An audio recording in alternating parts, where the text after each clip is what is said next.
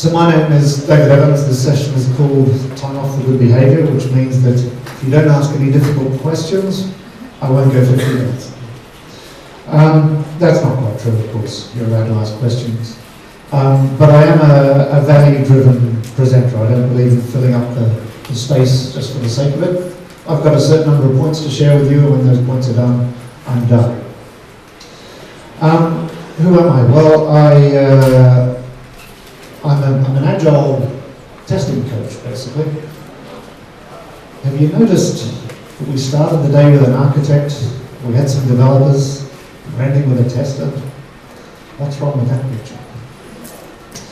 I'm a partner in a company in the UK called Yuri. The other partner is a guy who's rather well known, Gorka Ledzic. You might know him by his books. Gorka says hello.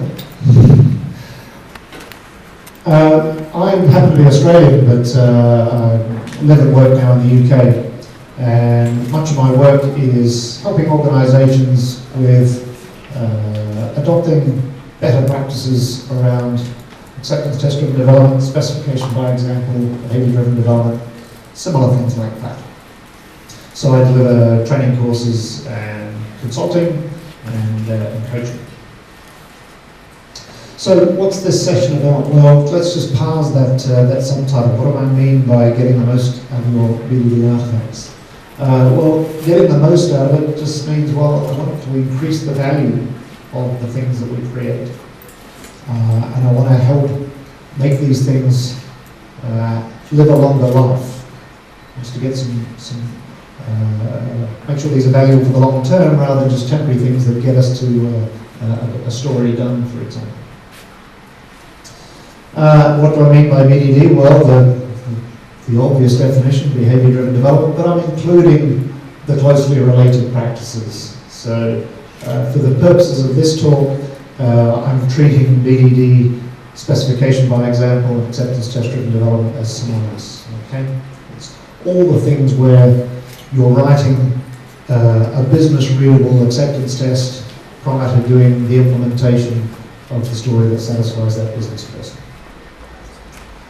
And what do I mean by the artifacts? Well, it's, again, the obvious things like your scenarios and feature files you might generate from Cucumber or SpecFlow, tools like that. But generally it's any Gherkin style test, or indeed any fitness page.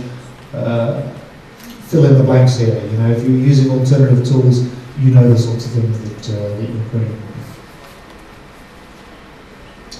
And how will I go about that? Well, I'm going to identify some mistakes that I've sort of seen in my travels that seem to be common across teams. Point out some things that I think you should consider, and we're going to have a look at some real examples where we can critique the way things are done and suggest some improvements for how you might improve the style of these things. So why is this a problem? BDD, how hard can it be? BDD artifact is just a test, it's nothing. A little warning for anyone taking notes, this contains misinformation. And for anyone who's in the habit of photographing slides, I've got a little photo-friendly summary at the end. But this is the mistaken position, or this is the anti-pattern that I see a lot of teams coming to. And it's possibly because one of the more common routes that people take to get to BDD and related practices is that maybe they've had some success with unit level test-driven development. Maybe they've drunk the agile Kool-Aid, they're doing TDD, it's been working for them, and they decide, well, what we need now is better communication with our product owners, better specification of the details of our stories. So maybe we ought to try this BDD thing. Start doing the TDD stuff at a higher level. And it kind of leads to a little bit of a simplification of what that is. And you get these sort of, sometimes it's the pointy-head bosses, but sometimes it's people who ought to know better, thinking, well, BDD, yeah, that's it's TDD, but with a B. And I was invited to come and help out a team in the UK, an insurance company, a little while ago, and they were in this kind of situation. They had some quite bright developers, good people, seemed to be very engaged, and they'd been sort of trying BDD for a little while, and they were complaining that it wasn't really working for them. They weren't getting the value. They were convinced they were doing everything right, so they said, well, what gives? What's the thing we're doing wrong here? So I said, well, let's go and see the kind of things you're doing, and I asked for an example of one of their artifacts. Let's see what you're working with. And this was the example I was given. And hopefully you've got the same reaction that I did. What the failing test is that? It's just enormous. It's so big I can't. There's nowhere to stand. If I stand here, I'm drowning in bad behaviour. I don't expect you to read it, of course, but let's summarise it. Let's break it down into its bits. It's written in Gherkin, but it might as well be written in Klingon. Where are we? It's a given, then an and a when, and an and a then, and when, and then and. And that's the helpfully titled scenario 1. And there's of course another scenario. More of the same stuff. What's going on in there? Well, what I always like to do when I try to understand one of these things is think, well, I always start with the outputs. I find my way to the them and think, what is it actually that's being asserted here? Of course, the difficulty here is there is a couple of thens and lots of ands in between them, but it sort of seems to be about, if I can get my little laser thing, there's sort of questions and worded like this, and there's some specific question wordings on here. It seems to be quite a lot about that. So I thought, well, this isn't really helping me understand what they're trying to achieve here. But I was told that, this team, well, firstly, they were saying, well, what's wrong with this exactly? They said, product owner wrote it. It uses Gherkin syntax. And it doesn't contain any technical automation terms. We know you tend to complain about that. It's business speak, isn't it? It must be. We had our product owner write it. I said, okay, well, I'm going to have to go and speak to the product owner because they're basically passing the buck. Now, the history that I had here, and it is worth perhaps putting a little bit of a qualifier here, because it's all very well for us to sit at a conference and laugh at other people's work for being how dreadfully ugly and stupid it is. But, every story has a human element to it, doesn't it? And, I fairly quickly learned that the person responsible for this wasn't an idiot. They were actually a fairly highly engaged person. They were a business person who felt that this idea of BDD was going to be a good thing, and they were fully engaged, and they were prepared to do whatever they needed to do to help make this process work for the development team.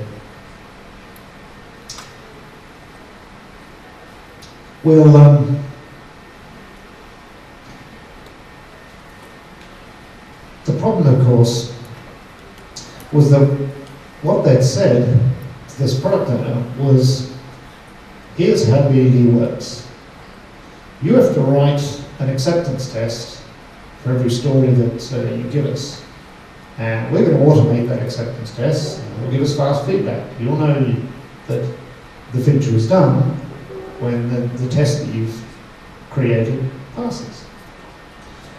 So as far as she was concerned, she did what was ordered. She went away and wrote a test for this particular story.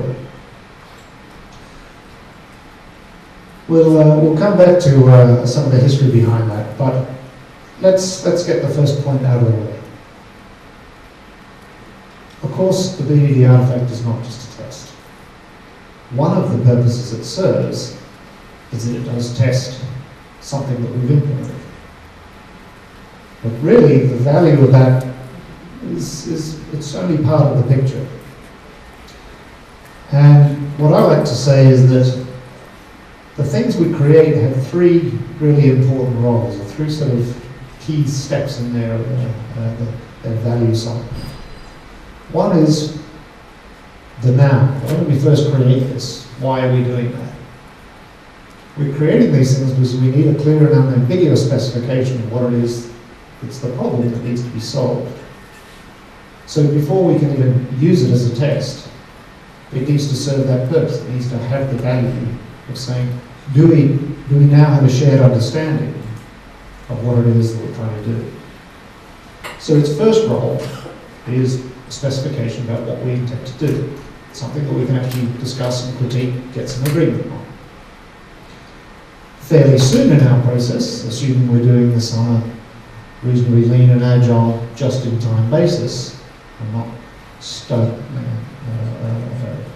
batching up large queues of work, fairly soon we will have an implementation for that, and therefore this same specification, the same artifact, will serve as a test of that. Now, there's another role. After we've done this, after we've completed the work, and that's moved to the done pile, we don't want to just throw away that as an artifact. We don't want to waste the time and effort we put into that and not use it again. We want the information that we've had there to be useful to us over the long term. So it has to serve a third role, and that's that from here on, now that we've specified the result of this change, we've specified what it is that we have implemented, we need to be able to come back to that later. We need to be able to use that as system documentation. So if we're to sort of get this sort of tripart value out of the one sort of effort of creating these artifacts, then we need to be mindful of all three roles, or all three stages, if you like, in the use of these artifacts. And that's going to lead us to some interesting consequences, or interesting things to factor into our design of these things. So bear these things in mind. I'm going to use these little icons as shorthand for these things later. So we've got a little target with the money on it as our specification, test, and documentation. So hopefully they'll plant those things in your head. So back to our story and our poor product owner who has created this nightmare of a test. Well, like I said, she said, well, this is about changing some questions in our questionnaire. It's an insurance company, as I mentioned, and as you know, if you've ever sort of taken out insurance, they ask you a whole raft of questions about your circumstances before they decide what sort of policy and what sort of premium they're going to charge you. And because of a change in underwriter from one company to another, their underwriters said, well, we need you to change some of the details of certain questions in your questionnaire that you ask potential policyholders. And so this meant that half a dozen of these 50 or so questions needed to be reworded. So her story looked a bit like this.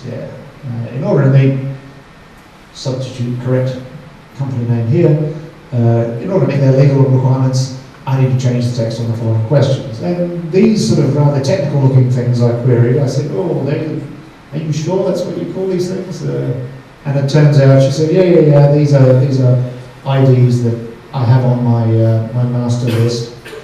Your master list? Ah. She said, yeah, I obviously keep a list of all our question IDs, and I have a spreadsheet that sort of tracks what the appropriate questions are in each of our supported languages. I said, okay, that's good. Can we can we see that? A side note, of course, though, is that at this point, as soon as I understood that this story was about changing text, I started to think, I was wondering how much time she spent writing that text. So a very quick sort of note here is, my opinion is, don't try to use BDD for everything. By all means, have a consistent process, but be sensible about why you're following it. Follow the risk, don't follow the rules. And in this case, it started to sound to me like if I'm changing text of certain questions, this is probably not a high-risk area probably not the thing that I want to have some discussions with my team about the details of. It sounds like, give me the text and go ahead and do it. Anyway, let's accept that in this context, this was important enough for her to invest the time in making sure she had a decent specification of this. So we're down to changing the question text of 6 particular questions in their questionnaire. I said, all right, well, let's go and have a look at this master list that you talked about. And she said, well, here it is. There's the 6 IDs, and this is the text that I need them to say. And for the avoidance of doubt, this is what they used to say. I said, aha, here we are. We're now at the very core of what this particular story was about. I said, so all it really is that, okay, these 6 questions say this at the moment, or they used to say this, and then they needed to say that. That was it. She said, yeah. I said, well, that's really what you needed to give your development team. She said, well, of course I did. That was the very first thing I gave them. But they said, what you need to do is write a story that says, as I want, so that, and then you need to give us an acceptance test that says, given, when, then. So she said, all right, well, if that's the process, that's the process. And this kind of went back in the drawer, and away she went saying, well, how would I test this? Okay, well, these questions are kind of peppered all through our sort of 6-page wizard of questionnaire. And hence, she ended up with that long script that said, okay, well, for this question to come behind, I need to be of this business type, and then I need to get to that place. So she was going through all of the process of how you would get to have these questions surface through the UI. And so she had this ridiculously long, boring script that represented, well, if I was testing that manually as a user, that's what I would do. So this was the problem. Her concept of test-driven development, even acceptance test-driven development, was clouded by the fact that she really had one view of what a test was. She certainly had one view of what it was she was being asked to do, and that was because a somewhat inexperienced and misinformed team had said, give us the test. We don't do anything until we've got the test.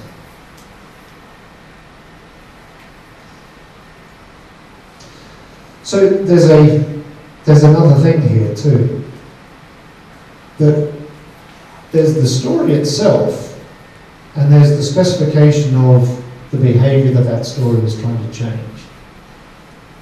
And quite often I think teams confuse the two or try to wrap the two together. It's probably fairly common that, if you're doing greenfield development, maybe most of your stories are creating new features, and so it's easy to fall in the habit of thinking, well, for every story I create, I've got a new feature definition, and therefore, story equals feature 1-to-1. But I think that's a slightly dangerous thing to think, and I prefer that we separate these things out a little bit. And remember, the story is just a scheduling token. It's a unit of valuable change. What's important about the story is its state. Is it done or is it not done? And it sort of carries with it an impact or an effect. And that's what is the result of the change that the story is going to bring about. So the story is short-lived. It represents the thing being changed. That is what it represents, the change we intend to make, rather. Behaviour, on the other hand, is long-lived. Behaviour is something we want to preserve. Story card we can tear up and throw in the bin when it's done. But the outcome, the effect of the change, is important. That's now our system, or the latest version of our system.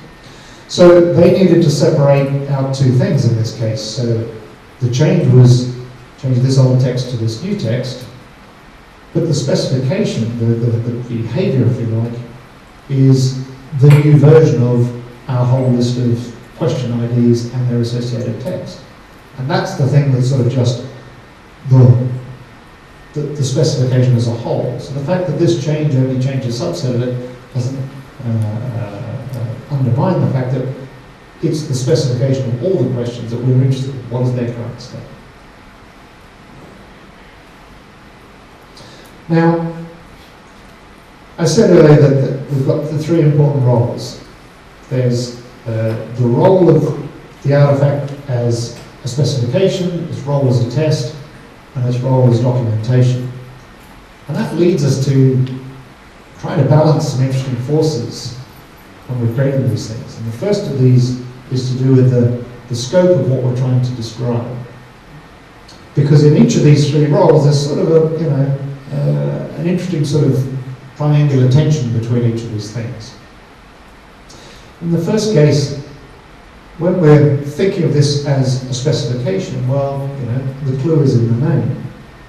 We want to describe behavior that is specifically of interest to this feature. We're trying to remove any noise, trying to avoid any details that aren't actually what this thing is about. So we need to sort of get to the core of the matter. If we don't, we sort of risk focusing on the wrong things. However, when we're thinking of this as a test, and in the longer term a regression test, there's kind of another force at play here. And we see this when perhaps responsibility for our BDD artifacts is perhaps largely in the hands of testers. So, well-meaning people will say, well, the change might have been about this, but there's the potential for it to cause regression elsewhere. So I'm going to sort of extend the scope of what we're talking about just to make sure that we've got those other aspects covered. And so you have this tendency for, in its test role, this sort of bleeding of the scope beyond the thing that's actually being changed, the thing that we're actually interested in.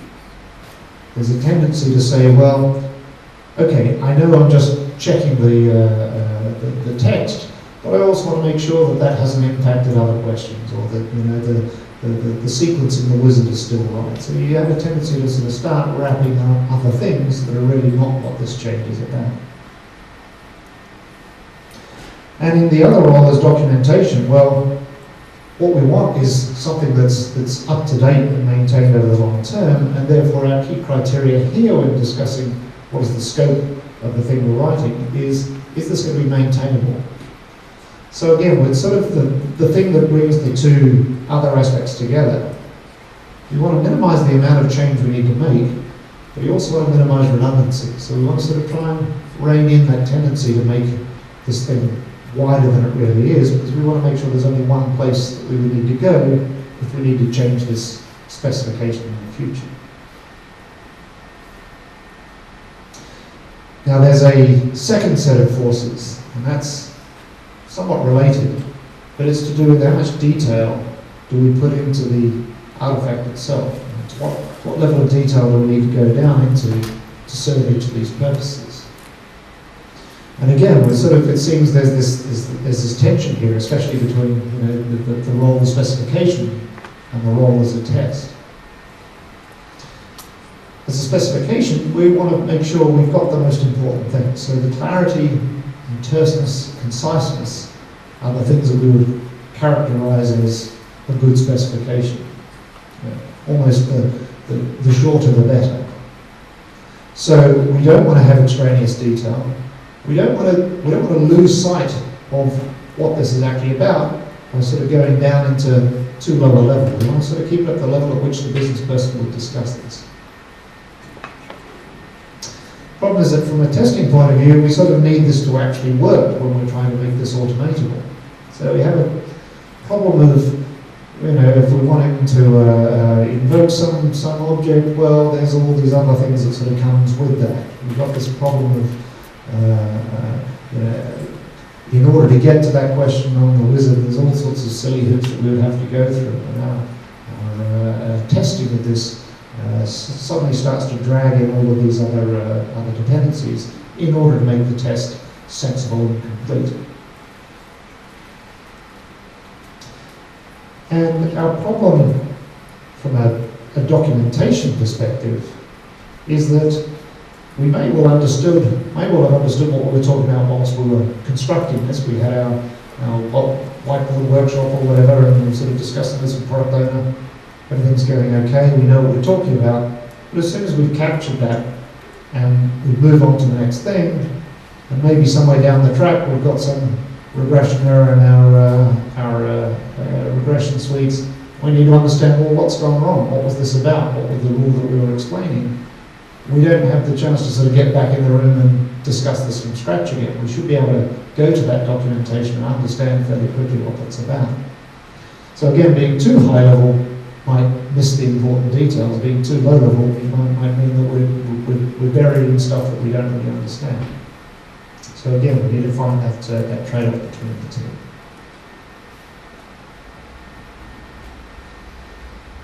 So considering those forces, what are the characteristics, what are the aspects that I think we need to be able to identify when we're deciding whether we have good or bad BDD artifacts? And I sort of borrow these phrases from the visual arts, because I think it's all about clarity. In all of these cases, in all of the roles they serve, we want clarity. And think of how much of our language is caught up in this idea of equating understanding with being able to see. The very fact that when somebody explains something, you say, I see, is the giveaway. We like things to be, we make visual analogies. So all of these things are about increasing clarity, focus, balance, and contrast. Let's start by looking at, again, another real-world test. So this is from a different context, but it's arguably equally ugly. So what's going on? Well, again, we have, if we're critiquing this from a documentation point of view, we'd say it scores pretty badly because it doesn't really tell us very much about this at all. The feature is called statement, and scenario is called weakly statement. And then we go into what seems to be a fairly complex setup. We've got 3 accounts that have to be created, a high amount of redundant data in there, so it's not immediately obvious which of these fields actually matters for that process. The next step is that we have a user, which we later discover the user ID of 187 seems to be important. And we can also later infer that the account ID of 1 is important. We don't know whether it being Mr. or Ms. Smith matters or not. And we've got some other extraneous detail like risk and reg date, whatever those might be. Then we say, well, we've got 7 transactions. And again, with a little bit of careful peering at the data, most of which is somewhat repetitive, is that we see that 3 of those transactions, numbers 1, 4, and 7, are associated with account number 1, whilst the others are not. So then we get to our when clause, the heart of the thing we're testing. And it says when player 187 statement is executed for the 7th of January, then the following transactions are displayed. And yes, magically, it's 1, 4, and 7, the 3 transactions associated with account number 1 that get displayed. So what's wrong with this? Any thoughts? Too many details. Far too many details. It's hard to imagine that the story would be about all of these details. So it's a classic case of probably something that's been created after the fact, and as I say, falls foul of that problem of somebody doing a test to say, well, I want a test that works, and this is all the stuff I'm going to need. So as I say, all these dependencies were dragged in, even though none of them, the vast proportion of all these details are really nothing to do with the rules that might be associated with the story. The rules being something like only the transactions associated with the count for this player's ID are retrieved. There's possibly some other rules about, because we can infer that the scenario is called weakly statement, that maybe there's some kind of date range filtering going on there as well, but unfortunately this setup data doesn't provide us with an accurate answer on that, because all of these sample transactions were within a reach range anyway. So we don't know whether that's supposed to exclude transactions from before this date. So yes, pretty pretty awful scenario. The main problems here are that this fails the focus criteria. We don't know what this specification is trying to show about how our system is different to the way it was before. So we don't have a clear focus on what it is that needs to be changed. How would you fix that? Well, some advice is that whenever you're trying to construct a new test, a new scenario, think about what is the story changing? What is the thing that I'm trying to do? What is it about? And whatever that core topic is, that should somehow feature in your expectations. So I like to think it's almost like you create the scenario backwards. Start with the then clause. Or if you're doing a fitness column feature, for example, start with the output columns. Whatever you're going to put there should be directly related to the thing you change. You need to focus on the outputs. You should also find that you have a good connection between the kind of terminology you're using in the expectation, that is, the things you're expecting to change in the then clause or the outputs. That should be reflected in the name of the test. Otherwise, we've sort of potentially got this mismatch. We say this is about one thing, but in fact, we're asserting something else. The next topic is balance. Let's look at an example. Happily, this one's much smaller, so we can't really say it's too big. It's not quite as horrendously noisy as the other examples. So what's wrong with this one? Not enough details, yes. It's almost like we've given up. We got a bit bored of this. We said, okay, yep, I need some employees on our payroll, so do Jeff and Jeff's details, Tom and Tom's details. So we'll run the payroll, and then just check if everything's all right. So yes, this all checks are printed correctly, wraps up all the interesting detail that we might actually find interesting, and actually that's where the work needs to be done. If you're hiding that, and I would suggest sometimes it's good to hide details. This is probably going a little too far. But if you're going to hide details there, then don't bother exposing details there that really you can't do anything about it here.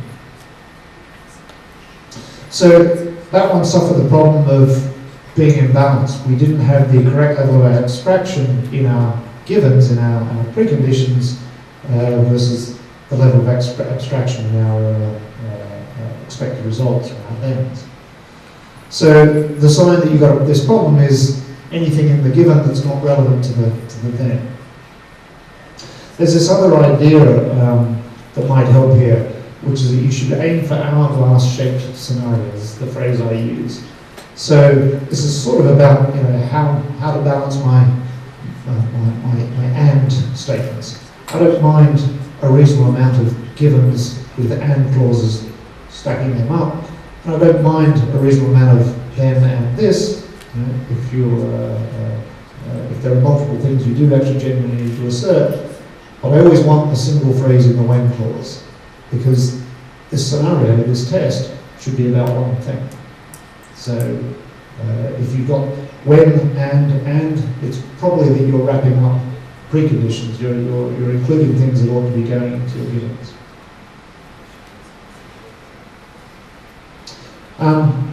And the third thing we should consider is contrast. So here's our third candidate for the flaw.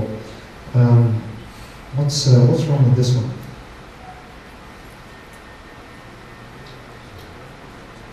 Sorry? Lack of contrast. Well, yeah. You've been paying attention. There is a lack of contrast because even though I only included 3 of these scenarios to fit it onto the slide, I think those are 3 out of 12 that were pretty much repeats of the same thing. And you can imagine that's pretty dull reading. So it's sort of well, it passes the test of having a single when clause, at least that's repeated consistently. But it's very hard for us to see any kind of relationship. All we've got is this very repetitive style of some magic number in a credit card, making a payment, and then mysteriously it goes to a particular payment gateway. And it's not easy to spot, but there is sort of this exception here that sometimes it seems to depend on amounts. What's funny about that is that the rule implied by this name is that something different occurs when we have a value over 50. So what's the person done? They said, 100. Well, it's over 50, isn't it? It's pretty poor though when you think of boundary analysis here. If clearly 50 is our important boundary, then having one test of an arbitrary value we don't even specify and another value of 100 isn't really a very good test that things change at 50. So clearly we've got problems there with how are we contrasting one example against another. So the thing that will be useful here is the idea that our tests are examples. This is sort of the key premise of specification by example. But the power of thinking things in examples is that it's the counter-examples that actually provide all the value. An example on its own, in a single case, you can't generalize from. So if you ever see a test that only tests one path, one scenario, it's not really giving you anything useful at all. It's like trying to define a function by giving one point.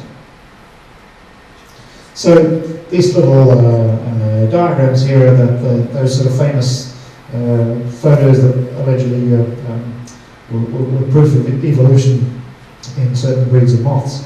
So this is sort of showing that, well, I can test that there's a white moth shape there, but I don't really know that I've got that if I can't sort of test the surroundings. I can really only see the moths where I've got a contrasting background. So here's an example of what is arguably a slightly better one. If we've got a rule about whether we offer free delivery in some kind of online payment system, then in this particular spec, we've got our description of what the rule is, and we've got our examples, our testable cases. Notice that there's only one example that's actually the positive test. If this is about VIP customers getting free delivery for ordering 5 or more books, we only show that once, but we can demonstrate that our implementation will be sound if we've got sufficient counterexamples that show when you don't get free delivery. Because otherwise, if we just had a free delivery example and implemented that, well, you could hard code, give them free delivery, that example holds true. It's the counterexamples that provide the strength behind that. And it's the usual stuff, try to change one variable at a time in your counterexamples to make sure you've got your recovery. So bear those three things in mind: focus, balance, and contrast. I'm nearing wrapping up, but I wanted to sort of give this little point by way of a story, because it's often said that I take this sort of approach of crafting these stories. There's all this stuff about, well, things you should care about, when surely these are just tests. Is it really worth all this while cleaning these things up? It wasn't, okay, that first test wasn't perfect, but at least it got us to where we needed to be, so isn't that good enough? And I say, well, I prefer to invest in these things because I perhaps have a different value position on these things. And perhaps a story here is useful. When I was very young, my father was an early advocate or early proponent for alternatives to fossil fuels, long before the whole sort of global warming thing became a big issue. He pointed out to me that all this petrol we put in our cars, all this oil we use, it's all going to run out one day. And I thought, wow, that's a pretty scary prospect. So I asked, how long have we got before that happens? He said, well, not long. It was probably going to run out in about 30 years. And of course, as a 7-year-old, it's a lifetime, several lifetimes away. I'm not particularly worried about that. And so 30 years pass, and I sort of think, oh, I should probably start to worry about that prediction my father made. And so I asked my brother-in-law, who happens to be in oil exploration. I thought, hey, he's a good person to ask. I said, Rich, what's the projection? How much have we got left in terms of how much oil is left? He said, well, you've probably got about 30 years from now. That's interesting, because 30 years ago, my dad said that was the prediction. What's happened? Have we just suddenly found a lot more? He said, well, no. He said the models that we've used, the geological models to estimate, how much oil there is in the world, has been pretty constant. We've got slightly better at understanding those, slightly more accurate. But in general, we've always known it's the same amount. So what accounts for the difference?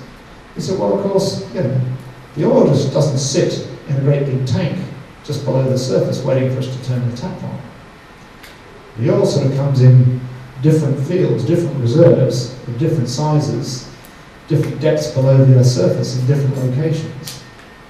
And so a great big field, relatively close to the surface under the deserts of Saudi Arabia, is a pretty cheap thing to exploit. You can get that out at a couple of dollars a barrel, sell your oil at $5 a barrel, you make a profit.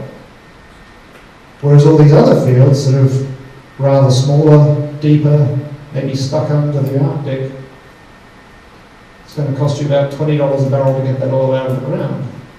So an oil that's $5 a barrel, well, obviously that's not economic, you can just ignore that. However, oil jumps to $100 a barrel, and suddenly your view of how much oil there is in the world is a little different. Suddenly you're seeing profitable things to exploit. And it's the same with tests. The reason people think, oh, well, it's not really worth agonizing that much about how I write my tests, is that you just think of it as a test that gets you done on a story, and then you never use that again. Whereas, if I said, well, okay, it might not be worth much to you as a test, but if it was a specification, if we could use this as something to help us understand that we're doing the right thing, would that be useful to you? Oh yeah, I'd pay a few more dollars for that. And how's our system documentation? Have we got good system documentation? Is it up to date? Is it complete? Is it rigorous? We've never been able to do that. Keep trying to do that, but never catch up. Well, what if I could give you that? How much would you pay? Oh yeah, $20 in for that. So suddenly, the thing that we are creating stacks up in value, and so it is worth exploiting. It is worth investing a bit more time in doing this if I recognise that it can return several times what I thought it was originally worth in each of these models.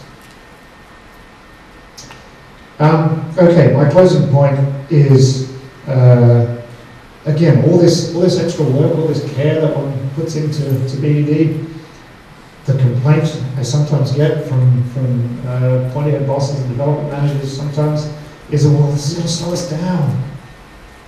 If we have to do all this stuff up front, if we have to write all these carefully crafted scenarios, we're not going to get as much code written. It's going to halve our velocity. And I sort of end up having to concede, well, yes, in a certain sense it will slow you down, but it slows you down in the same way that stopping for passengers slows down the public bus. So the argument that not bothering to do this because it's going to slow down your speed of writing code is like saying, I can make the bus go so much faster if I didn't stop all for all those old elderly passengers. They're the slowest. And in fact, if I didn't stop for any passengers at all, I wouldn't have to make this really weird sort of circuitous route across town. I would just get straight on the freeway. I'd be back at the depot by morning break. That's kind of what the argument is like if you're saying that doing these test scenarios properly is slowing down development. Okay, that was me, so I say thank you very much.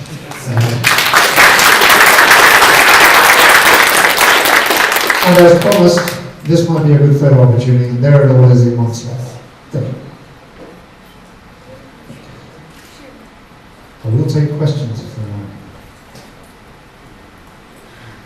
There's one here, thank you. In your talk, you were focusing more on the teams that are not doing really quite well. Do you see a lot of teams that are succeeding? Yes, but they generally don't call me for my help. No, there are teams doing it well. I think there are success stories. And if you'll allow me a plug for our book, Greco's book, Specification by Example, has a number of real-world case studies of roughly 50 teams that he's interviewed and studied to document the way they have done this well. And one more question.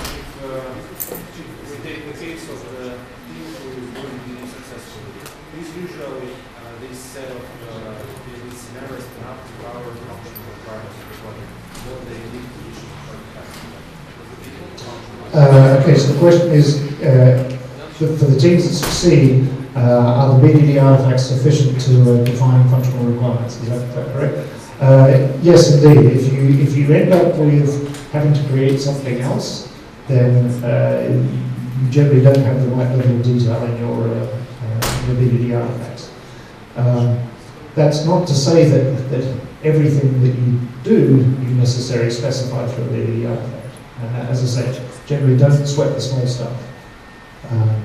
It would suggest to me that if you're making a distinction, if you're saying, well, these are the things that we will agree and we will discuss and we'll use the correct domain language and we'll automate these, the validation of this, and then we've got this other stuff where we just write some documents about it, then what's the value of the second category?